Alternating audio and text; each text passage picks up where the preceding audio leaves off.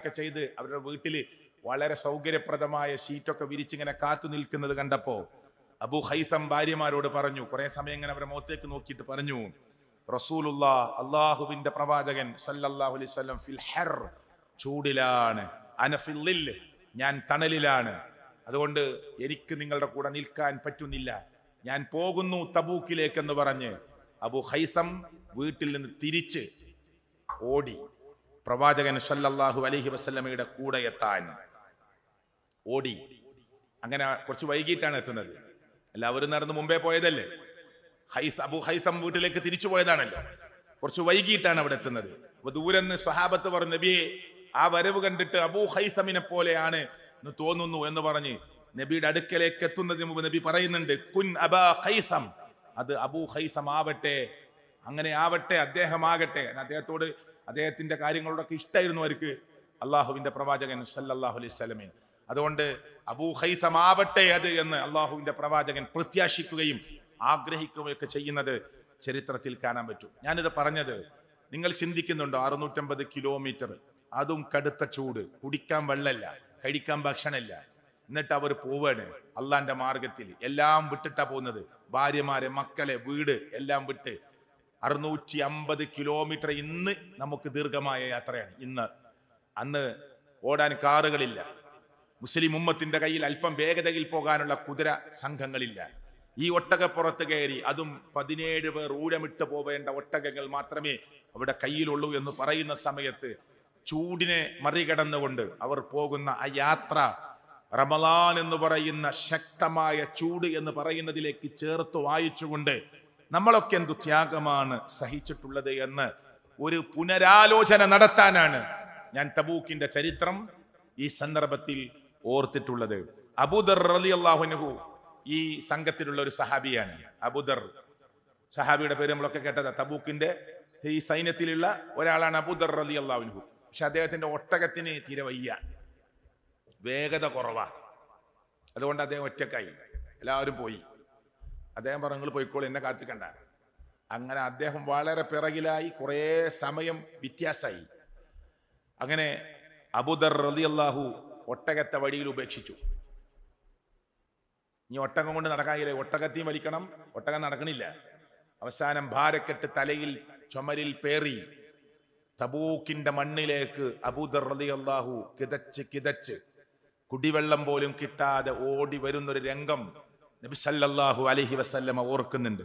എന്നിട്ട് അബൂദർ ഇങ്ങനെ വരുന്നത് കണ്ടിട്ട് ചുമലില് ഒട്ടകപ്പുറത്ത് വെച്ച ഭാരക്കെട്ടും ഏറ്റി ഒട്ടകത്തെ വടിയിൽ ഉപേക്ഷിച്ച് കിലോമീറ്ററുകളോളം ചൂടേറിയ മരുഭൂമിയിലൂടെ കുടിവെള്ളം പോലും ഇല്ലാതെ പച്ചിലകൾ പറിച്ചു തിന്ന് അബൂദർ റളിയല്ലാഹു അൻഹു ഭാരക്കെട്ടുകളുമായി തബൂക്കിന്റെ മണ്ണിലേക്ക് ഓടി വരുന്നത് കണ്ടപ്പോ നിറകണ്ണുകളോടെ പ്രവാചകൻ സല്ലല്ലാഹു അലൈഹി വസല്ലം പറയുന്ന ഒരു വാക്കുണ്ട്, തഈഷു വഹീദ, താങ്കൾ ഒറ്റക്കായിട്ട് ജീവിക്കുന്നവനാണ്.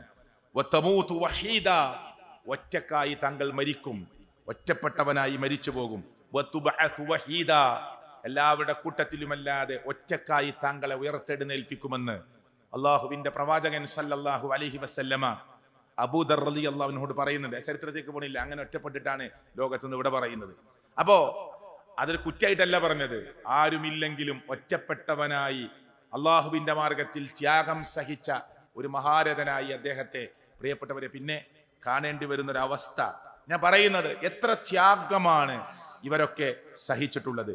ഈ റമളാൻ ചൂടേറിയ കടുത്ത ചൂട് എന്ന് പറയുന്ന അല്പം ത്യാഗം സഹിച്ച് തന്റെ ജീവിതത്തിൽ സംഭവിച്ചു പോയ എല്ലാ കറകളും കഴുകിക്കളഞ്ഞ് സർവശക്തനായ റബ്ബിന്റെ മുമ്പിൽ ആ ഒരു നിഷ്കളങ്കനായ, ഒരു നിഷ്കാപ്പട്യനായ ഒരാളായി എനിക്കും നിങ്ങൾക്കും ഒന്ന് തന്റെ ശരീരത്തെയും മനസ്സിനെയും ഒക്കെ കഴുകി വൃത്തിയാക്കാൻ പറ്റുന്ന ശക്തമായ നടപടികൾ സ്വീകരിക്കാൻ പറ്റുന്ന ഒരു അവസരമാണ് സർവശക്തനായ അള്ളാഹു നമുക്ക് നോമ്പിലൂടെ നൽകുന്നത്. നമ്മൾ എപ്പോഴും കേൾക്കുന്ന ഒരു ഹദീസുണ്ട്. റസൂൽ കരീം സല്ലല്ലാഹു അലൈഹി വസല്ലം പറഞ്ഞു, ഇദാ ദഖല റമളാൻ, റമളാനിൽ നിങ്ങൾ പ്രവേശിച്ചാൽ ഫുതിഹത് അബ്വാബുൽ ജന്ന, ഒരു പ്രയോഗം.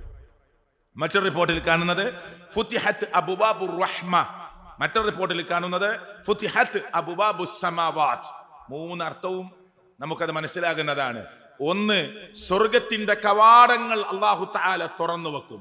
2, കാരുണ്യത്തിന്റെ കവാടങ്ങൾ റമദാനിലേക്ക് പ്രവേശിച്ചാൽ അല്ലാഹു തുറന്നു വെക്കും. 3, ആകാശത്തിന്റെ കവാടങ്ങൾ സർവശക്തനായ അല്ലാഹു തുറക്കും. ഇതൊക്കെ ഹദീസിൽ വന്ന പ്രയോഗങ്ങളാണ്. മാത്രമല്ല, യുസയ്യിനുല്ലാഹു കുല്ല യൗമിൻ ജന്ന, സ്വർഗത്തെ റമദാനിലെ ഓരോ ദിവസവും അല്ലാഹു അലങ്കരിക്കും. സ്വർഗത്തെ റമദാനിലെ ഓരോ ദിവസവും സർവശക്തനായ അല്ലാഹു ഇങ്ങനെ അലങ്കരിച്ചു കൊണ്ടേയിരിക്കും. യൂഷിഖു ഇബാദിയ സ്വാലിഹൂൻ, എന്നിട്ട് തുടർന്ന് ഇങ്ങനെ പറയാണ്, സ്വർഗത്തോട് അല്ലാഹു ഇങ്ങനെ പറയാ, സ്വർഗത്തെ ഓരോ ദിവസവും അലങ്കരിക്കാൻ അല്ലാഹു പറയും.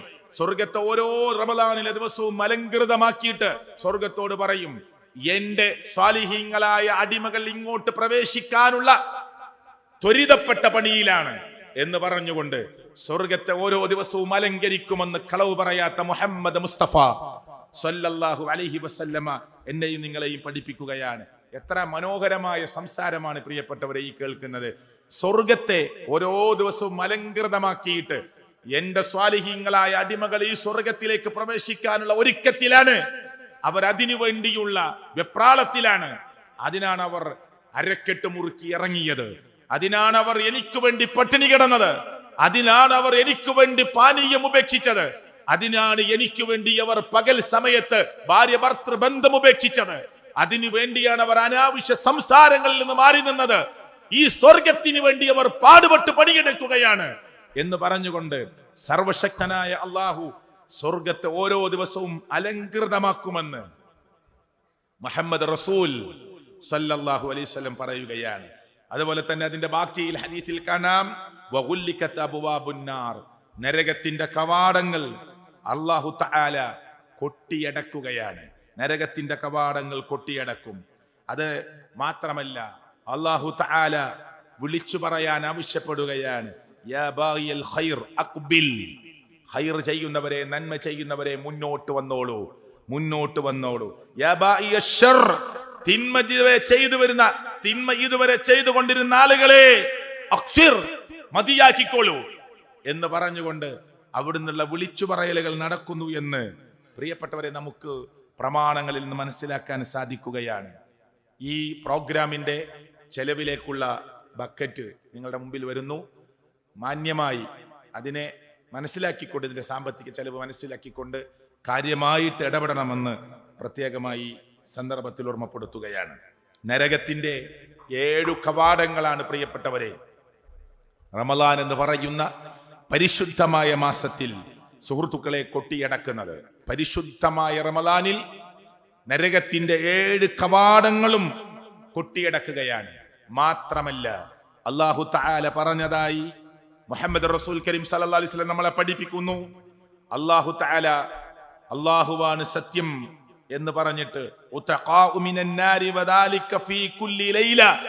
ഓരോ രാത്രിയും നരകത്തിൽ നിന്നുള്ള മോചനം അല്ലാഹു കൊടുക്കുന്നുണ്ട്.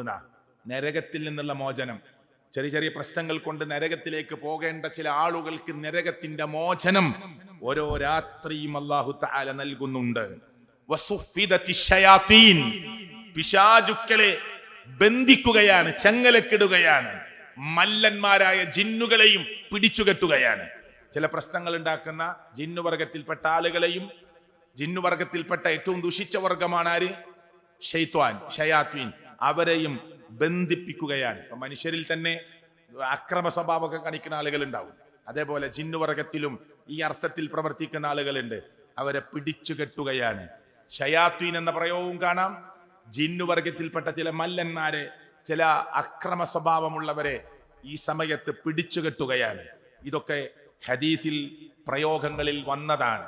അപ്പോ ശൈത്താനെ പിടിച്ചു ബന്ധിക്കുന്നു, നരകത്തിന്റെ കവാടങ്ങൾ കൊട്ടിയടക്കുന്നു, കാരുണ്യത്തിന്റെ കവാടങ്ങൾ തുറക്കുന്നു, ആകാശത്തിന്റെ കവാടങ്ങൾ തുറക്കുന്നു, സ്വർഗത്തിന്റെ 8 വാതിലുകളും തുറന്നു വെക്കുന്നു.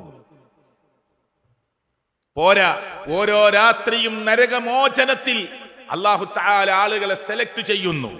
പോരാ പ്രിയപ്പെട്ടവരെ, നന്മ ചെയ്തവരെ മുന്നോട്ട് വരൂ, മടിച്ചു നിൽക്കാതെ മുന്നോട്ട് വരൂ എന്ന് വിളിച്ചു പറയുന്നു.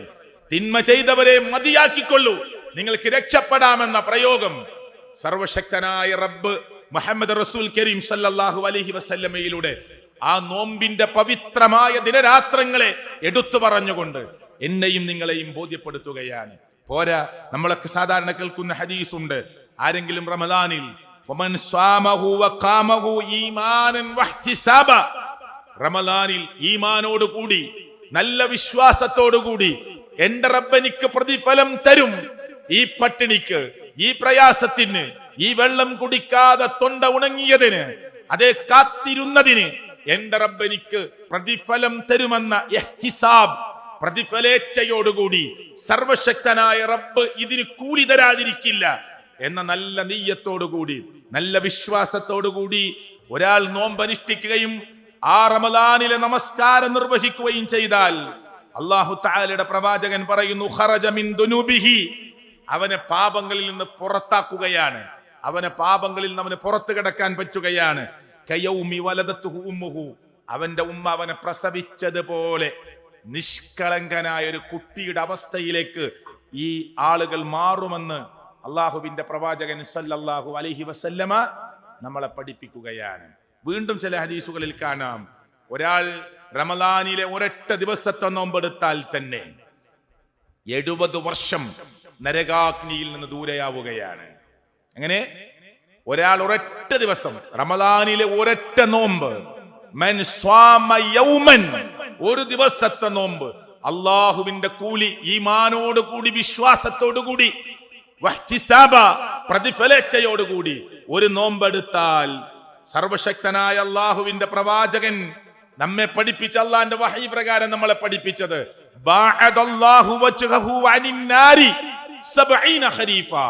70 വർഷം വഴി ദൂരത്തേക്ക് അവന്റെ മുഖത്തെ, അവനെ നരകത്തിൽ നിന്ന് ദൂരെയാക്കുകയാണ്. പ്രിയപ്പെട്ടവരെ, വിളിപ്പാടകലെ പരിശുദ്ധമായ റമദാൻ വന്നു നിൽക്കുകയാണ്. ആ റമദാനിലേക്ക് പ്രവേശിക്കാനുള്ള സൗഭാഗ്യം സർവശക്തനായ അള്ളാഹു നമുക്ക് പ്രദാനം ചെയ്യുമാറാകട്ടെ. ഇത്രയും വലിയ പ്രതിഫലം അള്ളാഹു തആല ഓഫർ തരുന്ന ആ പരിശുദ്ധമായ ദിനരാത്രങ്ങളിലേക്ക് ഇവിടെ വരെ എത്തിയ നമുക്ക് അതിലേക്ക് കടക്കാൻ, അത് ഈമാനോടുകൂടി നിർവഹിക്കാൻ, ഇഹ്തിസാബോടുകൂടി നിർവഹിക്കാൻ പ്രവാചകൻ സല്ലല്ലാഹു അലൈഹി വസല്ലം പഠിപ്പിച്ച ആ പ്രതിഫലങ്ങളും അതിന്റെ ഏറ്റവും ശ്രേഷ്ഠതയും മനസ്സിലാക്കി നിർവഹിക്കാൻ ഈ ലോകത്തിന്റെ രക്ഷിതാവായ സർവശക്തനായ അള്ളാഹു നമുക്ക് അവസരം നൽകി അനുഗ്രഹിക്കുമാറാകട്ടെ. മൻ സ്വാമ റമളാൻ, റമളാനിൽ ആരെങ്കിലും നോമ്പെടുത്തു, ഗുഫിറ ലഹു മാ തഖദ്ദമ മിൻ ദംബിഹി, അവന്റെ പാപങ്ങൾ അള്ളാഹു പുറത്തു കൊടുക്കുകയാണ്. മൻ ഖാമ റമളാൻ, ആരെങ്കിലും റമളാനിൽ കൃത്യമായി നിന്ന് നമസ്കരിച്ചു, ഗുഫിറ ലഹു മാ തഖദ്ദമ മിൻ ദംബിഹി, അവന്റെ പാപങ്ങൾ അള്ളാഹു തആല പുറത്തു കൊടുക്കുകയാണ്. മൻ സ്വാമ റമളാന, മൻ ഖാമ റമളാന എന്നൊക്കെ കഴിഞ്ഞിട്ട് അതിനിടയിൽ അള്ളാഹു തആല മുത്തുനബിയെ കൊണ്ട് പറയിപ്പിക്കുന്നത് ഈമാനൻ വഹ്തിസാബ. അതില്ലാത്ത റിപ്പോർട്ട് കടന്നു വരുന്നില്ല. എങ്ങനെയെങ്കിലും നോമ്പെടുത്താൽ പോരാ, ഈമാനോടുകൂടി പ്രതിഫലേച്ഛയോടുകൂടി നോമ്പെടുത്താൽ അള്ളാഹു തആല നമുക്ക് പുറത്തു തരുമെന്നതാണ്. പ്രിയപ്പെട്ടവരെ, അത് മാത്രമല്ല, ഇതൊരു ഖുർആനിന്റെ മാസം കൂടിയാണ്. പരിശുദ്ധ റമദാൻ എന്ന് പറയുമ്പോ പരിശുദ്ധ ഖുർആനിന്റെ മാസം കൂടിയാണ്. ആ ഖുർആൻ കഴിഞ്ഞ റമദാനിൽ എത്രത്തോളം ഖുർആനുമായി ഞാനും നിങ്ങളും അടുത്തോ, എന്നിട്ട് ഈ റമദാനിന്റെ പടിവാതിൽക്കൽ വന്ന് നിൽക്കുമ്പോ, വിളിപ്പാടകലെ വന്ന് നിൽക്കുമ്പോ ഖുർആനുമായിട്ടുള്ള ഒരു വർഷത്തെ ബന്ധം, 11 മാസക്കാലത്തെ ബന്ധം എനിക്ക് എത്രത്തോളം ഉണ്ട് എന്ന ആത്മപരിശോധനക്ക് ഈ ക്ലാസ് കഴിഞ്ഞു പോകുമ്പോ നമ്മൾ ഓരോരുത്തരും റെഡിയാകണം. ഞാൻ മനസ്സിലാക്കുന്നു 2008 മുതൽ തുടങ്ങിയതാണ് ഇവിടെ എന്നാണ് ഞാൻ മനസ്സിലാക്കുന്നത് ഈ വിജ്ഞാന വേദി. എത്രയോ ക്ലാസുകൾ നിങ്ങൾ കേട്ടിട്ടുണ്ടാകും. ഇതിന്റെ മേൽഭാഗത്ത് ഞാനും 1, 2, 3, 4 തവണയൊക്കെ ഈ വിജ്ഞാന വേദിയിൽ ക്ലാസ് എടുത്തത് ഞാൻ ഓർക്കുന്നുണ്ട്, ഇവിടെയും എടുത്തത് ഓർക്കുന്നുണ്ട്. അപ്പൊ ഞാൻ പറയുന്നത്, പ്രിയപ്പെട്ടവർ, അങ്ങനെ എത്രയോ ആളുകൾ വന്ന് ഇവിടെ ഈ വിജ്ഞാന വേദിയുടെ ഒരു വൈജ്ഞാനികമായ 1 മണിക്കൂർ 1.5 മണിക്കൂർ മാത്രം നീണ്ടു നിൽക്കുന്ന ഈ വൈജ്ഞാനികമായ ഈ കൊച്ചു സദസ്, അതിൽ എത്രയോ സമയം ഇരിക്കാൻ അവസരം കിട്ടിയവരാകാം നിങ്ങളിൽ പലരും. അവിടെ എത്രയോ സമയം സംസാരിക്കാൻ അവസരം കിട്ടിയവരാകാം എന്നെ പോലെയുള്ളവർ പലരും. നമ്മളൊക്കെ റബ്ബിന്റെ കോടതിയിൽ കേട്ടില്ല, പറഞ്ഞില്ല, അറിയിച്ചില്ല, ഇതിനു വേണ്ടി പ്രവർത്തിച്ചില്ല എന്ന് പറയാൻ അവസരം കിട്ടാത്തവരാണ്. നാം എളുപ്പമാക്കി. എന്തിന്? ചിന്തിക്കുന്നവർക്ക്, പഠിക്കുന്നവർക്ക്, ആലോചിക്കുന്നവർക്ക്. ആരുണ്ട് ചിന്തിക്കാൻ, ആരുണ്ട് പഠിക്കാൻ? അള്ളാഹു ചോദിച്ചത് ഞാൻ അങ്ങോട്ട് കിടക്കുന്നില്ല. ഈ ഖുർആൻ ഇവിടെ ഇരിക്കുന്ന 20 കൊല്ലം, 15 കൊല്ലം, 10 കൊല്ലം വിജ്ഞാനവേദിയുടെ സദസ്സിൽ ഒരു വിജ്ഞാനവേദി പോലും കാരണമില്ലാതെ മുടക്കാതെ വന്ന് ഈ വൈജ്ഞാനികമായ സദസ്സിൽ പങ്കാളികളായ സോദരിമാരോടും സുഹൃത്തുക്കളോടും പുതുമുഖങ്ങളോടും ഞാൻ ചോദിക്കുന്നു, നമുക്കുള്ള ബന്ധം എത്രയാണ്? ഖുർആനുമായിട്ടുള്ള ബന്ധം ഇപ്പോഴും ഈ 130 ജുസ്ഇൽ നിന്ന് പ്രിയപ്പെട്ട 6200 ചില്ലാൻ വരുന്ന ആയത്തുകളിൽ നിന്ന് എത്രത്തോളം സൂറത്തുകൾ നമ്മുടെ മനസ്സുകളിൽ ഒന്ന് കേട്ടാൽ, ഒന്ന് ഓതിക്കേട്ടാൽ അതിന്റെ അർത്ഥ ശകലങ്ങൾ, ആശയ തലങ്ങൾ നമുക്ക് മനസ്സിലാവും. മാറ്റല്ലല്ലോ. ഖുർആൻ ഹദീസ് പഠിക്കാനുള്ള സംവിധാനങ്ങൾ നമ്മുടെ നാട്ടിലുണ്ട്. എന്നിട്ട് നമ്മൾ ഉപയോഗിച്ചോ? പോവണം എന്ന് പറഞ്ഞവരുണ്ട്, ഇനി തുടങ്ങണമെന്ന് ആഗ്രഹിച്ചവരുണ്ട്, അടുത്ത മാസം തുടങ്ങാം എന്ന് വിചാരിച്ചവരുണ്ട്, അടുത്ത വർഷം മുതൽ എന്തായാലും പോവണമെന്ന് വിചാരിച്ചവരുണ്ട്. എത്ര വർഷമാണ് നമുക്ക് നഷ്ടപ്പെട്ടു പോയത്? പ്രത്യേകിച്ച് മഞ്ചേരി പോലെയുള്ള ഈ സ്ഥലത്ത് അള്ളാഹുവിന്റെ ആ തൗഫീക്കിനാൽ ഒരുപാട് സംവിധാനങ്ങളുണ്ട്. 22-ൽ പോയാൽ അവിടെയുണ്ട്, മേലാക്കത്ത് പോയാലുണ്ട്, പല ഭാഗത്തുണ്ടാവാം. എന്നിട്ട് നമ്മളൊക്കെ എത്ര ഉപയോഗിച്ചു? നമുക്ക് തിരക്കാണ്, നമുക്ക് സമയമില്ല, നമുക്ക് കച്ചവടമാണ്, നമുക്ക് ബിസിനസ്സാണ്. ആഴ്ചയിൽ 1-1.5 മണിക്കൂർ സമയമാണ് അള്ളാന്റെ ഖുർആൻ പഠിക്കാൻ നമ്മളെ വിളിക്കുന്നത്. ഞാൻ ചിലപ്പോൾ ഇതിലെല്ലാവരും പങ്കെടുക്കുന്നവരാകാം, ഞാൻ ആരെയും കുറ്റപ്പെടുത്താനല്ല ഇത് പറയുന്നത്. പക്ഷേ ഒരു സൂറത്തുൽ ബഖറ 2-ാമത്തെ അധ്യായം, 3 ആൽ ഇംറാൻ, 4 നിസാ, 5 മാഇദ, 6 അൻആം, അറാഫ്, 8 അൻഫാൽ, 9 തൗബ, 10 യൂനുസ്, 11 ഹൂദ്, ഈ 114 അധ്യായം വരെ ഇങ്ങനെ താഴോട്ട് വരുമ്പോൾ ഒരു 10 സൂറത്ത് എനിക്ക് കേട്ടാൽ എൻ്റെ ആശയമൊക്കെ മനസ്സിലാവും എന്ന ഒരു അർത്ഥതലത്തിലേക്ക് നമുക്ക് പ്രവേശിക്കാൻ സാധിച്ചിട്ടുണ്ടോ? ഒരു 10 സൂറത്ത് ഖുർആൻ എന്ന് വലിയ സൂറത്തുകൾ മനസ്സിലാക്കുമെങ്കിൽ ബാക്കി സൂറത്തുകളുടെ അർത്ഥം നമുക്ക് ആയത്ത് കേൾക്കുമ്പോൾ തന്നെ മനസ്സിലാവും. അത് അറബി ഭാഷന്റെ പ്രത്യേകതയാണ്, അത് അറബി ഭാഷയുടെ പ്രത്യേകതയാണ്. ചെറിയ അക്ഷരം കൊണ്ട് സെന്റൻസ് കുറിക്കുന്ന ഭാഷയാണ് അറബി, അല്ലേ? റബ്ബന ആതിന ഫിദ്ദുനിയ ഹസന വഫിൽ ആഖിറതി ഹസനതൻ വഖിന. ആ വാവുൽ ആതുഫാണ്. അതൊരു സെന്റൻസിലേക്ക് അവിടെ ചേർക്കാനുള്ളതാണ്. വാവുൽ ആതുഫാണ്. ആൻഡ് എന്നതിന് ഉപയോഗിക്കുന്ന വാവാണ്. പിന്നെ നാ എന്നുള്ളതോ നമ്മൾ എന്ന് പറയാനുള്ള പ്ലൂറലിനെ നമ്മളാകുന്ന ഈ കൂട്ടത്തറിയിക്കാനുള്ളതാണ്. അവിടുത്തെ സെന്റൻസ് എന്താണ്? വഖിന. ഖി എന്നതാണ് അവിടുത്തെ സെന്റൻസ്. നീ അവനെ രക്ഷിക്കുന്നതാണ് ഖി എന്നൊരു അക്ഷരത്തിന്റെ അർത്ഥം ഉണ്ടോ? നീ രക്ഷിക്ക്, നീ അവനെ രക്ഷിക്ക് എന്ന് പറയാവുന്നതിന് അറബിയിൽ പറയാവുന്ന ഒരു അക്ഷരമാണ് ഖി. അപ്പൊ വാവ് അതിലേക്ക് ചേർത്തി എന്തിനാണ്? ആൻഡിന് വേണ്ടിയിട്ടാണ്. ആ നൂൻ അവിടേക്ക് വന്നത് എന്തിനാണ്? നമ്മളെന്ന പ്ലൂറലിനെ കുറിച്ച് കാണിക്കാൻ വേണ്ടിയിട്ടാണ്. ഞങ്ങളെ രക്ഷിക്കണേ അള്ളാ എന്ന് പറയാനാണ്. അപ്പൊ അവിടെ ആ ഖി എന്നൊരൊറ്റ പദം അക്ഷരം കൊണ്ട് വലിയ അർത്ഥം കുറിക്കുന്നുണ്ട്. അങ്ങനെ എന്തൊക്കെയുണ്ട് അറബിയിൽ? അക്ഷരങ്ങൾ കൊണ്ട്, 2 അക്ഷരങ്ങളെ കൊണ്ട്, 3 അക്ഷരങ്ങളെ കൊണ്ട്. അപ്പൊ അറബിയിൽ ഒരു പേജ് എഴുതിയാൽ അത് ഇംഗ്ലീഷിലേക്ക് അതിന്റെ പരിഭാഷ കൊണ്ടുവരുമ്പോ ഏത് ഭാഷയിലേക്കാകട്ടെ, മലയാളത്തിലാകട്ടെ, ഒരു പേജ് കൊണ്ട് നിർത്താൻ കഴിയില്ല. അത്ര ചെറിയ പദങ്ങളെ കൊണ്ട് വലിയ ആശയ സമ്പുഷ്ടമായ ആ അർത്ഥതലങ്ങളെ കുറിക്കാൻ പറ്റുന്ന ഭാഷയാണ് അറബി. അങ്ങനെ മാറാനും പറ്റില്ല. എടുത്തു പിന്നെ അതിന് ഹർക്കത്തുകൾ കൊടുത്തിട്ടില്ലെങ്കിൽ നമുക്ക് വായിക്കാൻ പറ്റും. സന്ദർഭം മനസ്സിലാക്കിക്കൊണ്ട് ബർറ്, ബിറ്, ബുറ് എന്ന് പറയുമ്പോൾ ഒക്കെ ഒരുപോലെയാണ് എഴുതുക. ഒന്ന് കരയാണ്, ഒന്ന് കടലാണ്, ഒന്ന് പുണ്യമാണ്, അല്ലേ എന്ന് പറയുന്നത് പോലെ. ഒന്ന് ഗോതമ്പാണ്, ഒന്ന് കരയാണ്, ഒന്ന് പുണ്യമാണ്, ഒന്ന് ധാന്യമാണ്, ഒന്ന് പുണ്യത്തെ കുറിച്ച് പറയാനല്ല. ബിറ്, ബുറ്, ബർറ്. ഒന്ന് കരയാണ്. നോക്ക് നിങ്ങൾ, കടൽക്കരയെ കുറിച്ച് പറയാൻ, ഗോതമ്പ് ധാന്യത്തെ കുറിച്ച് പറയാൻ, പുണ്യത്തെ കുറിച്ച് ഒക്കെ ഒരേപോലെയാണ് എഴുതുക. പക്ഷേ ഒരു അറബി ഭാഷയുടെ പ്രത്യേകതയാണത്. അത്ര സൂക്ഷ്മമായി, ഞാൻ ആ ഭാഷയിലെ പ്രയോഗത്തിലേക്ക് കടക്കാനല്ല ഇത് പറഞ്ഞത്.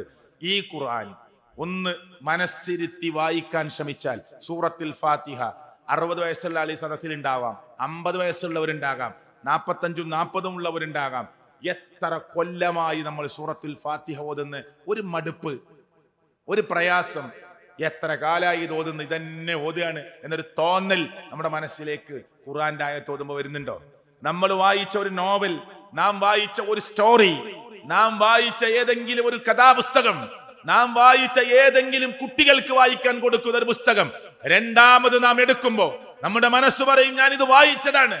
എന്നാൽ അള്ളാഹുവിന്റെ കലാം കലാമുല്ലാഹി അൽ മുനസ്സൽ അലാ മുഹമ്മദിൻ സല്ലല്ലാഹു അലൈഹി വസല്ലം ബിവാസിത്തത്തി ജിബ്രീൽ അലൈഹിസ്സലാത്തു വസ്സലാം എന്ന നിർവചനം കൊടുക്കുന്ന ഈ ഖുർആൻ ഒരു 5 പേജ് ഓതണമെന്ന് തീരുമാനിച്ചിരുന്നോക്ക്. മനസ്സറിഞ്ഞിരുന്നാൽ 5-ൽ നിർത്താനല്ല നമുക്ക് തോന്നുക, എങ്ങനെയെങ്കിലും അത് 8ആക്കാൻ പറ്റുമോ?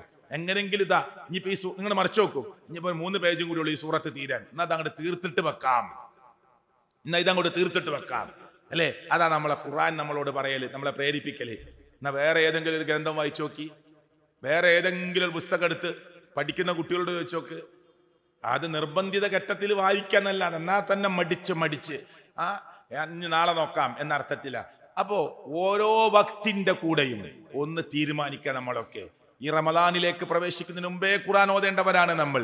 റമദാനിൽ പ്രവേശിച്ചാൽ സുബഹിയുടെ മുമ്പ്, സുബഹിക്ക് ശേഷം, ളുഹറിന് മുമ്പ്, ളുഹറിന്റെ ശേഷം, അസറിന്റെ മുന്നിലും പിന്നിലുമായി, മഗ്രിബിന്റെ മുന്നിലും പിന്നിലുമായി, ഇശാഇന്റെ മുന്നിലും പിന്നിലുമൊക്കെയായി കുറച്ച് സമയം, ഏതാനും മിനിറ്റുകൾ നിങ്ങൾ കൊടുക്കാൻ തയ്യാറായാൽ ഖുർആൻ റമദാനിൽ 1ഉം 2ഉം തവണയൊക്കെ നമുക്ക് സുഖസുന്ദരമായി ഓതി തീർക്കാൻ പറ്റും. പ്രിയപ്പെട്ടവരെ, ഖുർആനിന്റെ അർത്ഥം ജീവിതത്തിൽ ഖുർആനിന്റെ ആശയ പരിഭാഷ, ഖുർആനിന്റെ ആശയമറിയിക്കുന്ന പരിഭാഷ, ഖുർആനിന്റെ നേർക്ക് നേരെ ഓരോ അർത്ഥവും കുറിക്കുന്ന ഒരു പരിഭാഷയും ലോകത്തൊരാൾക്ക് കൊണ്ടുവരാൻ കഴിയില്ല. അതുകൊണ്ട് തന്നെ ആശയ പരിഭാഷ എന്ന് പറയുന്നത് അത് ലോകത്ത് ഇന്നുവരെ എത്ര കൊല്ലമായി നമ്മുടെ പണ്ഡിതന്മാർ ത്യാഗം സഹിച്ച് മറ്റു തഫ്സീറുകളെ അവലംബമാക്കി അതിന്റെ പരിഭാഷ എന്ന് പറയാവുന്ന ആശയങ്ങളെ ലോകത്ത് കുറിച്ചു വച്ചിട്ട്, എന്നിട്ട് ജീവിതത്തിൽ ഇന്ന് വരെ ഖുർആനിന്റെ പരിഭാഷ ആദ്യം മുതൽ അവസാനം വരെ ഒരു തവണ വായിക്കാത്തവർ നമ്മുടെ കൂട്ടത്തിൽ ഉണ്ടാവും. ഇപ്പൊ നമ്മളൊക്കെ എന്ത് ബിസിനസ്സിലാവട്ടെ, ഏത് വലിയ തിരക്കുള്ള ആളുകളാകട്ടെ, അള്ളാന്റെ ഖുർആൻ നമ്മളോട് ജീവിതത്തിൽ കൊണ്ടുവരാനും ഹൃദയത്തെ തട്ടി ഉണർത്താനും ചിന്തകളെ തട്ടി ഉണർത്താനും അതേ കർമ്മപദത്തിലേക്ക് നമ്മളെ ഇറക്കാനും സർവശക്തനായ റബ്ബ് വെച്ച നിയമാവലിയാണ് പരിശുദ്ധ ഖുർആൻ. ആ നിയമാവലിയെ, നിർദ്ദേശങ്ങളെ, സ്വർഗത്തിലേക്ക് വേണ്ട നിർദ്ദേശങ്ങളെ, നരകത്ത് നിന്ന് രക്ഷപ്പെടാനുള്ള നിർദ്ദേശങ്ങളെ, ജീവിതത്തിന്റെ മുച്ചൂട് രംഗങ്ങളെ അതേ കൃത്യമായി പഠിപ്പിക്കുന്ന, മനുഷ്യന്റെ സൗഹാർദ്ദങ്ങളെ, അയൽപക്ക ബന്ധങ്ങളെ, മാതാപിതാക്കളോടുള്ള കടമകളെ, തന്റെ മക്കളോടുള്ള കിടപ്പാടുകളെ, ഭാര്യ ഭർത്തൃ ബന്ധങ്ങളെ, കുടുംബജീവിതത്തിന്റെ മുച്ചൂട് രംഗങ്ങളെ എല്ലാം സൂചനാപരമായി സംസാരിച്ച ഖുർആനിന്റെ അർത്ഥതലങ്ങൾ അറിഞ്ഞില്ലെങ്കിൽ പിന്നെ എന്താണ് പ്രിയപ്പെട്ടവരെ നമ്മൾ ലോകത്തറിയുക? എന്താ നമ്മൾ അറിയ ലോകത്ത്? 60 കൊല്ലം സമയം കിട്ടിയിട്ട്, 50 കൊല്ലം സമയം കിട്ടിയിട്ട്, 40 കൊല്ലം പ്രായപൂർത്തിയെത്തി, ഒരു 10-15 കൊല്ലം വിട്, 40 കൊല്ലം ജീവിച്ചാൽ 25 കൊല്ലം 15 വിട്ടാലും ബാക്കിയില്ലേ? ആ 25 കൊല്ലം സമയം കിട്ടിയിട്ട് മക്കൾക്ക് വേണ്ടി ഓടി എത്ര പ്രവാസികളെ പരിചയമുണ്ട് അറിയോ നിങ്ങൾക്ക്? ഞാൻ എപ്പോഴും ഓർക്കാറുണ്ട്, എൻ്റെ ഒരു പ്രായമുള്ള സുഹൃത്ത് പ്രവാസിയായി എന്നോട് പറഞ്ഞു, നിങ്ങളെ സ്ഥാപനത്തിൽ ഞാൻ നിൽക്കട്ടെ എന്ന്. ഒരു പ്രവാസിയായ സുഹൃത്ത് പറയാം, എടക്കരയിൽ നമുക്കൊരു സ്ഥാപനം ഉണ്ടല്ലോ, ഒന്നും ശമ്പളമൊന്നും വേണ്ട, അവിടെ അങ്ങ് നിന്നാ മതി, കുട്ടികൾ കൊടുക്കണ ഭക്ഷണമൊക്കെ കഴിച്ച് ഇന്നെ കൊണ്ട് പറ്റുന്ന ചെറിയ പണിയൊക്കെ ഞാൻ അടുത്തോളാം, അവിടെ നിൽക്കട്ടെ എന്ന് ചോദിച്ചു. എന്താണ് പ്രശ്നം? 28 കൊല്ലം ഗൾഫിൽ നിന്ന് വന്ന ആളാ, ഇപ്പൊ കയ്യിൽ ക്യാഷില്ല. മൂപ്പര് പറയാണ്, മക്കള് ചോദിക്കുമ്പോ പൈസ, ഭാര്യ പറയുമ്പോ കയ്യിലില്ലെങ്കിൽ റൂമിലുള്ള ആളടുത്ത് വാങ്ങിയിട്ട് അയച്ചു കൊടുക്കുക. ഓരോ മാസവും മിനിമം 30,000-ൽ കുറയാത്ത സംഖ്യ ഞാൻ വീട്ടിലേക്ക് അയച്ചു കൊടുക്കും. എന്നിട്ട് ശേഷിപ്പുകളൊന്നുമില്ല, ഞാൻ വലിയ വിദ്യാസമ്പന്നനൊന്നല്ല, സാധാരണ ജോലിക്കാരനാണ്. അങ്ങനെ അധ്വാനിച്ച് ഊറ്റി മെഴുകുതിരി പോലെ കത്തിത്തീർന്ന് അവസാനം ഇനി വയ്യ, ഇനി നാട്ടിൽ വന്ന് വീട്ടിലിരുന്ന്, വീടിൻ്റെ അടുത്ത് പള്ളിയുണ്ട്, അവിടെ പോയി ജമാഅത്തിലൊക്കെ പങ്കെടുത്ത്, മക്കളൊക്കെ കുറച്ച് വലുതായല്ലോ, അതുകൊണ്ട് ഒന്ന് സമാധാനത്തിലിരുന്ന് ഭാര്യനൊക്കെ കണ്ട് ഈ 28 കൊല്ലത്തിനിടയിൽ മൂപ്പര് പറയാ, വർഷത്തിൽ 1 മാസം ലീവ്, വർഷത്തിൽ 1 മാസം ലീവ്. ചിലപ്പോൾ 2 മാസം എടുത്താൽ ശമ്പളം കിട്ടൂല, അങ്ങനെ അഡ്ജസ്റ്റ് ചെയ്ത് നിൽക്കാം. ചിലപ്പോൾ 1 വർഷം വരൂല, 2 വർഷം എന്താക്കും, ഒരു 3 മാസം ലീവ് ആക്കിയിട്ട് 2 വർഷം കൂടുമ്പോൾ വരും. അപ്പോൾ 1 മാസം 1 വർഷത്തിൽ ലീവുള്ള ഈ പാവപ്പെട്ട മനുഷ്യന് 28 കൊല്ലം എത്ര മാസം കിട്ടി ലീവ്? 28 മാസം എന്ന് പറഞ്ഞാൽ 2.5 വർഷം കിട്ടിയിട്ടില്ല. ഇനി കുറച്ച് കൂട്ടിയെടുത്തതൊക്കെ കൂട്ടിയാൽ ഒരു 2.5 വർഷം. 28 കൊല്ലത്തെ ദാമ്പത്യ ജീവിതത്തിനിടയിൽ 2.5 വർഷമാണ് മക്കളും ഭാര്യയായിട്ട് ജീവിക്കാൻ പറ്റിയത്. എന്നിട്ട് ഇപ്പൊ വന്നിട്ട് എനിക്കൊരു ഫോട്ടോ ഇട്ടെന്നു കേട്ടോ, ഒരു ഫോട്ടോ ഇട്ടെന്ന്. ഞാനിങ്ങനെ വിളിക്കുമ്പോൾ ഞാൻ പറയാന്നൊക്കെ പറയും മൂപ്പരോട്. നോക്കട്ടെ, അത് ആലോചിച്ച് ചെയ്യണം, കുറച്ച് പ്രായമുള്ളൊരു മനുഷ്യനല്ലേ, നമ്മളവിടെ കൊണ്ടുവന്നുണ്ട് പെട്ടെന്ന് വന്നോളി പറഞ്ഞിട്ട്. അപ്പൊ അയാളൊരു ഫോട്ടോ ഇട്ടു. ആ ഫോട്ടോത്തിൽ എന്താ പറയുക, കരിഞ്ഞ അപ്പം. എന്നോട് പറയാ, ഇത് രാവിലെ എനിക്ക് കഴിക്കാൻ തന്ന നാസ്തിയാണ്, ഇത് കരിഞ്ഞ അപ്പമാണ് എന്ന് ഞാൻ പറഞ്ഞപ്പോ, നിങ്ങളേറ്റ കൊണ്ടുവരുന്നുണ്ടോ ഇവിടെ, ഞങ്ങൾക്ക് വോയിസ് അയച്ചു തരണോന്ന് ചോദിച്ചു. നിങ്ങൾ കൊണ്ടുവരുന്നുണ്ടോ? കിട്ടിയത് തന്നത് തിന്നിട്ട് മിണ്ടാതെ നിന്നോളി എന്നാണ് എന്റെ സഹധർമ്മിണിയുടെ വാക്ക്. ഞാൻ വോയിസ് നിങ്ങൾക്ക് കേൾപ്പിക്കണോ?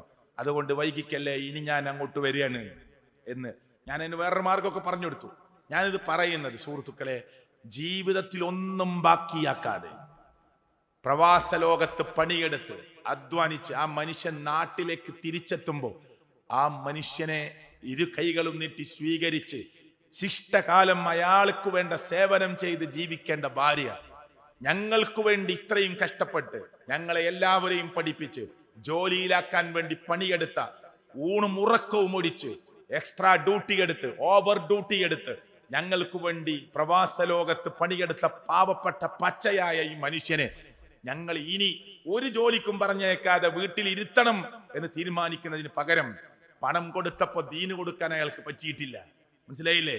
പണം കൊടുത്തപ്പോ, പഠിക്കാനുള്ള കോളേജ് സെലക്ട് ചെയ്ത് കൊടുത്തപ്പോ, പഠിക്കാനുള്ള ഒരുപാട് മേഖലകൾ പറഞ്ഞു കൊടുത്ത് ഫീസ് അടച്ചപ്പോ അള്ളാഹുവിന്റെ ദീനിലേക്ക് അവിടെ QHLS പോയിക്കോളി നിങ്ങളും കുട്ടികളും കൂടിയിട്ട് കേട്ടോ, അള്ളാന്റെ ദീന് പഠിക്കണ ക്ലാസ്സിന്റെ എല്ലാ മാസവും അവിടെ പോയിട്ട് ഇരുന്ന് കേൾക്കണമെന്ന് പറയാൻ നിർബന്ധിക്കാനൊന്നും അയാൾക്ക് പറ്റിയിട്ടില്ല.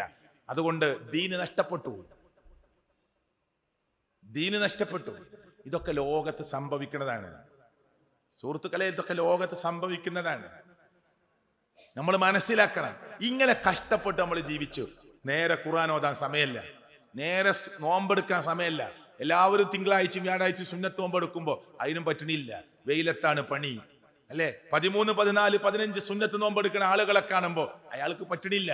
കാരണം കഠിനാധ്വാനത്തിലാണ്, സാധിക്കണില്ല. പിന്നെ ഫർലായ നോമ്പ് നഷ്ടപ്പെടുത്താൻ പറ്റൂലല്ലോ, അതെടുക്കാണ്. സുന്നത്ത് നോമ്പൊന്നും എടുക്കാൻ പറ്റണില്ല.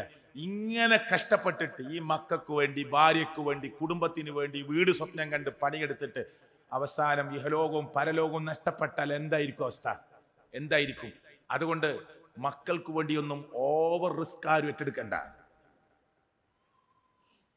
നമ്മളൊക്കെ അങ്ങനെ ജീവിച്ച അങ്ങനെ അവർക്കൊരു വഴി അള്ള കാണിക്കും. അവർക്ക് വേണ്ടി അധ്വാനിക്കണ്ടെന്നല്ല ഈ പറയണത്, അവർക്ക് വേണ്ടി ബാക്കി വെക്കണ്ടെന്നല്ല. നമ്മുടെ പരലോകം മറന്ന് നമുക്ക് ചെയ്തു തീർക്കാനുള്ള ഇബാദാത്തുകൾ മറന്ന്, നമുക്ക് ചെയ്തു തീർക്കാനുള്ള സുന്നത്തുകൾ മറന്ന്, നാളെ പരലോകത്ത് രക്ഷ കിട്ടാനുള്ള കാര്യങ്ങൾ മറന്ന് ഈ മക്കൾക്ക് വേണ്ടി ഓടി നാം അധ്വാനിച്ച് ലക്ഷക്കണക്കിന് വരുമാനം, കോടികൾ ആസ്തി ഉണ്ടാക്കി മരിച്ചു പോകുമ്പോ പിറ്റേ ദിവസം ആ സ്വത്തിന് വേണ്ടി തർക്കിക്കുന്ന മക്കൾ, അള്ളാഹുവിന്റെ മാർഗത്തിൽ ചെലവഴിക്കാൻ മടിക്കുന്ന ആളുകൾ കണ്ടില്ലേ? എന്താ തബൂക്കിലേക്ക് പോകുമ്പോ മടി, പ്രവാചകന്റെ കന്തൂറ ഒന്ന് ഇങ്ങനെ നീട്ടിപ്പിടിച്ചിരിക്കാൻ പറയാ. ഉസ്മാൻ ഇബ്നു അഫ്ഫാൻ റളിയല്ലാഹു ഇങ്ങനെ അവിടേക്ക് വെതറിയിടുകയാണ്. നബിയേ, ഇതൊക്കെ എന്റെ കയ്യിലുള്ളത്, ഇനി അതിന് പുറമെ 900 ഒട്ടകത്തെ ഞാൻ തരാം, അതിന്റെ പുറമെ 100 കുതിരനെ ഞാൻ സംഘടിപ്പിച്ചു തരാം. സുബ്ഹാനല്ലാഹ് അല്ലേ നബിയെ, അള്ളാഹുവിന്റെ പ്രവാചകരെ, വീട്ടിൽ ഇനി ഒന്നും ബാക്കിയില്ല, എല്ലാം കൊണ്ടുവന്നിരിക്കുന്നു. ഉമർ ഇബ്നു ഖത്താബ് റളിയല്ലാഹു പറയും, നബിയെ, എന്റെ സ്വത്തിന്റെ പകുതി ഞാൻ കൊണ്ടുവന്നിരിക്കുന്നു നബിയെ. ഇങ്ങനെ മത്സരിച്ച സ്വഹാബ കിറാം റളിയല്ലാഹു അൻഹുവിന്റെ ചരിത്രത്തെ വെറുതെ കേട്ട് തിരിച്ചു പോകേണ്ടവരല്ല നമ്മൾ. മറിച്ച് നമുക്കെന്ത് കൊടുത്തതേ സുഹൃത്തുക്കളെ നമുക്ക് ബാക്കി ഉണ്ടാവുള്ളൂ. തിന്നതൊക്കെ പോയില്ലേ അല്ലേ? ഡ്രസ് വാങ്ങിയതൊക്കെ പോയില്ലേ? അത് ദ്രവിച്ച് നുരുമ്പി വേസ്റ്റായി ഒക്കെ പോയി. നമ്മൾ എവിടെ കൊടുത്തു, എവിടെ ചെലവഴിച്ചു, അതൊക്കെ നമുക്ക് ബാക്കിയുണ്ട്. അപ്പൊ ഞാനിത് പറഞ്ഞെന്തിനാണ്? നമ്മളെ മറന്നുകൊണ്ട്, നമ്മുടെ പരലോകത്തെ മറന്നുകൊണ്ട് ചില ആളുകൾ അങ്ങനെയാണ്. നേരെ ജമാഅത്തിൽ കൂടാൻ പോലും സമയമില്ല, പിന്നെ മക്കൾക്ക് വേണ്ടി ഓടുകയാണ്. അങ്ങനെ ഒരു ഓട്ടം ഉണ്ടോ ഇസ്ലാമിലുണ്ടോ? നേരെ ഒന്ന് കണക്കൂട്ടിട്ട് സക്കാത്ത് കൊടുക്കാൻ പോലും സമയമില്ല. മക്കളെ കുറിച്ച് ആലോചിച്ച്, പെൺകുട്ടികളുടെ കല്യാണത്തെ കുറിച്ച് ആലോചിച്ച്, മക്കളുടെ ഫീസിനെ കുറിച്ച് ആലോചിച്ച് ഓടടാ ഓട്ടം, വേറെ ഒന്നും ചെയ്യാൻ സമയമില്ല. ഇങ്ങനെ ഒരു ഓട്ടം ഉണ്ടോ സുഹൃത്തുക്കളെ? അതുകൊണ്ട് നമുക്കൊക്കെ പോരായ്മകളുണ്ട് നമുക്കൊക്കെ. ആ സർവ്വ പോരായ്മകളെയും തുടച്ചു തരാമെന്ന് അള്ളാഹു തരുന്ന ഒരു ഓഫർ തരുന്ന സമയമാണ് റമദാൻ എന്ന് പറയുന്ന പുണ്യത്തിന്റെ മാസം നമ്മുടെ മുമ്പിലേക്ക് വരുന്നത്. അതിനെ നാം ഒരിക്കലും തട്ടിക്കളഞ്ഞ് ഒന്നും കേൾക്കാത്ത ഒരാളായി ഞാനും നിങ്ങളും മാറിപ്പോകരുത് എന്ന് മാത്രമേ ഈ സമയത്ത് പറയാനുള്ളൂ. നാളെ യൗമത്തുബില സറായിർ എന്ന് പറഞ്ഞില്ല, രഹസ്യങ്ങളൊക്കെ നമ്മുടെ മുമ്പാകെ വെളിവാക്കുന്ന ഒരു ദിവസം നാളെ ഞാനും നിങ്ങളും ചെന്നു നിൽക്കേണ്ട ഒരു സമയമുണ്ട്. നമ്മുടെ മുമ്പിൽ അങ്ങനെ ഒരു സമയം വരാനുണ്ട്. സർവ്വ രഹസ്യങ്ങളും അള്ളാഹുവിന്റെ പാർശ്വത്തെ കൊണ്ട് ചില ആളുകൾ അങ്ങനെ മറച്ചു പിടിക്കുന്ന, എന്നിട്ട് അള്ളാഹു അങ്ങനെ ചേർത്ത് പിടിക്കും. ഇതൊക്കെ ഹദീസിൽ വന്നതാ. എന്നിട്ട് പറയും, ഇതൊക്കെ നീ ചെയ്തതാട്ടോ, ഈ കള്ളത്തരങ്ങളൊക്കെ നീ കാട്ടിയതാ, ഈ തോന്നിയാസങ്ങളൊക്കെ നീ ചെയ്തതാ, പക്ഷെ നീ ഒരുപാട് എന്നെ പ്രതീക്ഷിച്ചിട്ടുണ്ട്, നീ ഒരുപാട് എന്നെ ആഗ്രഹിച്ചിട്ടുണ്ട്, നീ ഒരുപാട് സ്വർഗം പ്രതീക്ഷിച്ചിട്ടുണ്ട്, നരകത്തെ നീ ഭയപ്പെട്ടിട്ടുണ്ട്, പക്ഷെ എന്നിട്ടും നിന്റെ ജീവിതത്തിൽ സംഭവിച്ച ചെറിയ ചെറിയ കുറ്റങ്ങളാണ് ഇതൊക്കെ കേട്ടോ. ഇതൊക്കെ നാട്ടുകാരെ അറിഞ്ഞിരുന്നെങ്കിൽ നിന്റെ അഭിമാനം നഷ്ടപ്പെടുമായിരുന്നു. പക്ഷെ ഞാൻ നാട്ടുകാരെ അറിയിക്കാതെ നിന്റെ ഇർള്, നിന്റെ അഭിമാനം കാത്തു സൂക്ഷിച്ച് ഞാൻ മറച്ചു വച്ചതാണ്. ഇതാ ഇവിടെയും ഞാൻ ഇത് വെളിവാക്കാതെ നിന്നെ പരിഗണിച്ചുകൊണ്ട് ഇത് മറച്ചു പിടിക്കുന്നു എന്ന് പറഞ്ഞ് അള്ളാഹുവിന്റെ പാർശ്വം മറയാക്കിക്കൊണ്ട് ചില അടിമകളോട് നാളെ പരലോകത്ത് സംസാരിക്കുമെന്ന് പ്രവാചകൻ മുഹമ്മദ് മുസ്തഫ സ്വല്ലല്ലാഹു അലൈഹി വസല്ലം. അല്ലേ, നിഷേധിക്കാൻ പറ്റൂലല്ലോ.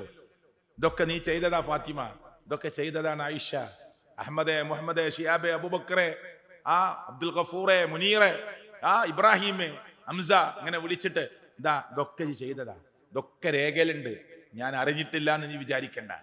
നാട്ടില് ആ പരിപാടി നീ ചെയ്തപ്പോ ഞാൻ അറിഞ്ഞിട്ടില്ല എന്ന് നീ ഒരിക്കലും വിചാരിച്ചു പോകണ്ട. ഞാൻ മറച്ചു വെച്ചതാണ്. നിന്റെ പക്കൽ ഒരുപാട് നന്മകൾ ഉണ്ടായിരുന്നു, അതുകൊണ്ട് ഞാൻ മറച്ചു പിടിച്ചു. നിന്റെ അഭിമാനത്തെ ക്ഷതമേൽപ്പിക്കാൻ ഞാൻ ആഗ്രഹിച്ചിട്ടില്ല. നിന്റെ കൂട്ടുകുടുംബ ബന്ധുമിത്രാദികളിൽ നീ ചെയ്ത ഈ തോന്നിവാസത്തെ ഞാൻ മറച്ചു വെച്ചതാണ്, അതുകൊണ്ട് അറിഞ്ഞിട്ടില്ല എന്ന് നീ വിചാരിക്കരുത്. പക്ഷെ ഇവിടെയും നിനക്ക് ഞാൻ അത് മറയാക്കി നിന്നെ രക്ഷപ്പെടുത്തുകയാണ്. എന്താ കാരണം? വിശ്വാസമൊക്കെ റെഡിയാക്കി കുറെ നന്മ ചെയ്തവരാണ്. അതുകൊണ്ട് ഞാൻ അവസാനിപ്പിക്കുക. എന്നെ കേട്ടവരോട് എനിക്ക് പറയാനുള്ളത്, സുഹൃത്തുക്കളെ, നമ്മുടെയൊക്കെ ജീവിതത്തിൽ പോരായ്മകളുണ്ട്.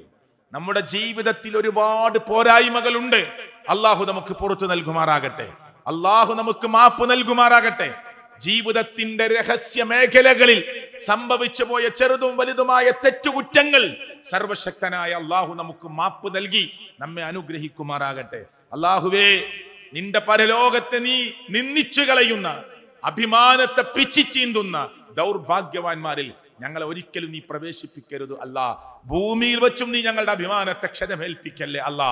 ജീവിതത്തിൽ സംഭവിച്ചു പോയ ചെറുതും വലുതുമായ തെറ്റുകുറ്റങ്ങൾ അള്ളാഹുവേ, നിന്റെ അപാരമായ റഹ്മത്ത് കൊണ്ട് നീ പറഞ്ഞ വാക്ക് പോലെ നീ കാരുണ്യവാനാണല്ലോ റബ്ബേ, നീ കരുണയുടെ നിധിയാണല്ലോ റബ്ബേ, ഏറെ പുറത്തു കൊടുക്കുന്നവനാണല്ലോ നാഥ, നീ ഏറെ ഇഷ്ടപ്പെടുന്നവനാണല്ലോ റബ്ബേ. അൽ വദൂദായ അർ-റഹ്മാനായ അർ-റഹീമായ അള്ളാഹുവേ, നീ ഞങ്ങൾക്ക് മായ്ച്ചു കളഞ്ഞ് ഞങ്ങളെ ജീവിതത്തെ ധന്യമാക്കണേ അല്ലാ. സുഹൃത്തുക്കളെ, പശ്ചാത്താപത്തിന് പറ്റിയ ഇസ്തിഗ്ഫാർ വർദ്ധിപ്പിക്കേണ്ട സമയമാണ് നമ്മുടെ മുന്നിലുള്ളത്. അവിടെ പറഞ്ഞ് ഞാൻ അവസാനിപ്പിക്കാൻ. നമുക്കറിയാലോ, മരുഭൂമിയിൽ നിങ്ങൾ കേട്ട് അടുത്ത കഥയാണ്. മരുഭൂമിയുടെ യാത്ര പോകുന്നു. കേൾക്കാത്ത ആരെങ്കിലും ഒരാളുണ്ടെങ്കിൽ എൻ്റെ മനസ്സിൽ ഇത് തട്ടട്ടെ എന്ന് നിനക്ക് പറയാണ്. മരുഭൂമിയിൽ യാത്ര പോകുന്ന മനുഷ്യൻ ഒട്ടകപ്പുറത്ത് വെള്ളം കെട്ടിവെച്ച്, ഭക്ഷണം കെട്ടിവെച്ച്, മാറ്റി ഉടുക്കാനുള്ള ഡ്രസ്സ് ഒട്ടകപ്പുറത്ത് വെച്ച് ദീർഘമായ യാത്ര മരുഭൂമിയുടെ ചെയ്യുന്ന ഒരു മനുഷ്യൻ. ആ മനുഷ്യൻ ദീർഘമായി സഞ്ചരിക്കുന്നു, തളരുന്നു, ക്ഷീണിക്കുന്നു. സുഹൃത്തുക്കളെ, അങ്ങനെ ഒരു മുൾച്ചെടിയുടെ ചെറിയ തണലിൽ ഒന്ന് ഇരിക്കാൻ തീരുമാനിച്ച് അവിടെ ക്ഷീണിച്ചവശനായ മനുഷ്യൻ ഒന്ന് കണ്ണടച്ചു പോകുന്നു. ഒട്ടകത്തെ കെട്ടിയിട്ടിട്ടില്ല. തൻ്റെ വെള്ളപ്പാത്രവും തൻ്റെ ഭക്ഷണവും തൻ്റെ വസ്ത്രവും ഒക്കെ ചൊമ്പിന്നെ ഒട്ടകപ്പുറത്താ. ആ ഒട്ടകം നടന്നുപോയി. കണ്ണെത്താ ദൂരത്ത് ഒട്ടകം മറഞ്ഞുപോയി. അയാൾ ഉറക്കിൽ നിന്ന് ക്ഷീണിതനായി ഉറക്കിൽ നിന്ന് കണ്ണു തുറക്കുമ്പോൾ യാത്ര വന്ന വാഹനത്തെ കാണാനില്ല. കാൽനടയായി അയാൾക്ക് എത്ര ദൂരം നടക്കണമെന്നറിയില്ല. അത്ര ദൂരം സഞ്ചരിച്ച ഒരാളാണ്. രക്ഷയില്ല, ഇനി തിരിച്ചു നടക്കാൻ കഴിയുമെന്ന് തോന്നുന്നില്ല എന്ന് വിചാരിച്ച് വീണ്ടും കണ്ണടച്ച് പ്രതീക്ഷകളെല്ലാം മങ്ങിപ്പോയി എന്ന് വിചാരിച്ച് വീണ്ടും തളർന്നിരിക്കുന്ന സമയത്ത് കണ്ണു തുറക്കുമ്പോൾ നഷ്ടപ്പെട്ടു പോയ ഒട്ടകം തൻ്റെ വെള്ളപ്പാത്രവും ഭക്ഷണവും പിന്നെ വസ്ത്രവുമായി തൻ്റെ മുന്നിൽ ഇങ്ങനെ ഒരു അത്ഭുതം സംഭവിച്ചതുപോലെ നിൽക്കുമ്പോൾ അയാൾ ക്ഷീണം മറന്ന് ക്ഷീണം മറന്ന് ആ മനുഷ്യൻ ചാടി എഴുന്നേറ്റിട്ട് ഒട്ടകത്തിന്റെ കയറ് പിടിച്ചിട്ട് പറഞ്ഞു, അല്ലാഹുമ്മ, അല്ലാഹുവേ, അൻത അബ്ദി, നീ എന്റെ അടിമയാണ്, വ അന റബ്ബുക്, ഞാനാണ് നിന്റെ റബ്ബ്. നിന്റെ പ്രസംഗത്തിൽ തെറ്റിയതാണോ? അല്ല, അയാൾക്ക് തെറ്റിയതാ. എന്താ അയാൾ പറഞ്ഞത്? അല്ലാഹുമ്മ, അല്ലാഹുവേ, അൻത അബ്ദി, നീ എന്റെ അടിമയാണ്, വ അന റബ്ബുക്, ഞാനാ നിന്റെ റബ്ബ്. നബി സല്ലല്ലാഹു അലൈഹി വസല്ലം പറയാ, ആ മനുഷ്യന് ഇനി കുറ്റമൊന്നും കിട്ടൂല. കാരണം അയാൾക്ക് തെറ്റിയത് ബിശിദ്ദത്തിൽ ഫറഹ്, സന്തോഷത്തിന്റെ ആധിക്യം കൊണ്ട് വാക്ക് പിഴച്ചു പോയതാണ്. സന്തോഷത്തിന്റെ ആധിക്യം കൊണ്ട് വാക്ക് പിഴച്ചു പോയതാണ്. നമ്മൾ എല്ലാ പ്രതീക്ഷയും കൈവിട്ട് നിൽക്കുമ്പോ പടച്ചവന്റെ ഒരു സഹായം കിട്ടുമ്പോൾ ചിലപ്പോൾ വാക്ക് കിട്ടൂല, പറയാൻ മാറിപ്പോകും. അങ്ങനെ സംഭവിച്ചു പോയതാണ് എന്ന് അള്ളാഹുവിന്റെ പ്രവാചകൻ. എന്തിനാ ഇത് ഉദ്ധരിച്ചത് നബി സല്ലല്ലാഹു അലൈഹി വസല്ലമ? ഈ മനുഷ്യന് എത്ര സന്തോഷമുണ്ടോ അതിനേക്കാൾ എത്രയോ ഇരട്ടി സന്തോഷമാണ് അള്ളാഹ് ചിരിക്കും എന്ന് വരെ ഹദീസിൽ പ്രയോഗിച്ചിട്ടുണ്ട്. യൽഹഖ് എന്ന് തന്നെ പ്രയോഗിച്ചിട്ടുണ്ട്. എങ്ങനെയാണ് ആ ചിരി എന്നൊന്നും നമുക്ക് വിശദീകരിക്കാൻ പറ്റൂല. അത് അവിടെ നിൽക്കണം. അള്ളാഹ് ചിരിക്കും, നമുക്കറിയില്ല. അള്ളാന്റെ കൈ, അള്ളാന്റെ കാല് എന്നൊക്കെ പറയുന്നില്ലേ, അവിടെ നിൽക്കുക. അതിന്റെ അപ്പുറത്തേക്ക് നീട്ടാനോ കുറക്കാനോ വിശദീകരിക്കാനോ വലിച്ചു നീട്ടാനോ വളച്ചൊടിക്കാനോ ഒന്നും പാടില്ല. അള്ളാഹ് ചിരിക്കും, നമുക്കറിയാത്ത കാര്യമാണ്. അല്ലാഹു തആല അമിതമായി സന്തോഷിക്കും. എപ്പോ? ഒരടിമ അവന്റെ ജീവിതത്തിൽ സംഭവിച്ച ചെറുതും വലുതുമായ എല്ലാ തെറ്റുകളും, പടച്ചവനെ, ഞാൻ നിന്റെ അടിമയായ ശിഹാബാണ് റബ്ബേ, നീയാണല്ലോ എന്നെ ജനിപ്പിച്ചത് റബ്ബേ, എന്റെ മരണം അതിന്റെ ഡേറ്റ് നിനക്കറിയുമല്ലോ റബ്ബേ, നീ നിശ്ചയിച്ചതല്ലേ റബ്ബേ, എന്റെ ജീവിതത്തിൽ ഇന്ന ഇന്ന സമയത്ത്, 1 വർഷം മുമ്പ്, 2 വർഷം മുമ്പ്, 6 മാസം മുമ്പ്, 8 മാസം മുമ്പ്, ഇന്നലെ, മിനിഞ്ഞാന്ന്, റബ്ബേ ഇന്ന് രാവിലെ, റബ്ബേ ഇന്ന തെറ്റ് സംഭവിച്ചു പോയി, അല്ലാഹുവേ സംഭവിച്ചു പോയതാണ്, അല്ലാഹുവേ നീ അല്ലാതെ മാപ്പ് തരാൻ ആരുമില്ല, നീ എനിക്ക് പുറത്തു തരേണമേ അല്ലാ എന്ന് പറഞ്ഞ് കണ്ണു നനഞ്ഞ് ഗദ്ഗദമായി കരങ്ങൾ ഉയർത്താൻ പറ്റുന്ന സമയത്ത് കരങ്ങൾ ഉയർത്തി ലോകത്തിന്റെ രക്ഷിതാവായ റബ്ബിനോട് ഈ വിജ്ഞാനവേദിയിൽ, ഈ ടൗൺ ഹാളിൽ പങ്കെടുക്കുന്ന പ്രിയപ്പെട്ടവരെ, എന്റെ സുഹൃത്തുക്കളെ, ജേഷ്ഠാനികന്മാരെ, ഉപ്പമാരെ, പടച്ചവനോട് കരഞ്ഞു പറഞ്ഞാൽ പടച്ചവനത് ശൂന്യമാക്കി സുഫറാക്കി മടക്കാൻ നിങ്ങൾ നീട്ടിയ കരങ്ങളെ, നിങ്ങൾ ഒളിപ്പിച്ച കണ്ണീരുകളെ, നിങ്ങളുടെ ഗദ്ഗദമായ തൊണ്ടയെ അത് ചോദിച്ചത് ശൂന്യമാക്കി തട്ടിക്കളയാൻ അള്ളാഹുവിന് ലജ്ജയാണ് എന്ന് മുഹമ്മദ് മുസ്തഫ സല്ലല്ലാഹു അലൈഹി വസല്ലം. അതുകൊണ്ട് ഒരു സുവർണാവസരം കേട്ടോ, ഒരു ഗോൾഡൻ ചാൻസ് അള്ളാഹു നമ്മുടെ മുമ്പിൽ തരികയാണ്. റമദാൻ ഒന്നുകൂടി കിട്ടിന്റെ പ്രതിഫലമൊക്കെ പറഞ്ഞിട്ടാണ് നമ്മൾ തുടങ്ങിയത്. ഇനി ഞാൻ ആവർത്തിക്കുന്നില്ല. അതുകൊണ്ട് ഒരു വലിയ ചാൻസ് നമുക്ക് അള്ളാഹു തരികയാണ്. യാ അയ്യുഹല്ലദീന ആമനു, വിശ്വാസികളെ, കുത്തിബ അലൈക്കുമുസ് സിയാം കമാ കുത്തിബ അലല്ലദീന മിൻ ഖബ്ലിക്കും ലഅല്ലക്കും തത്തഖൂൻ.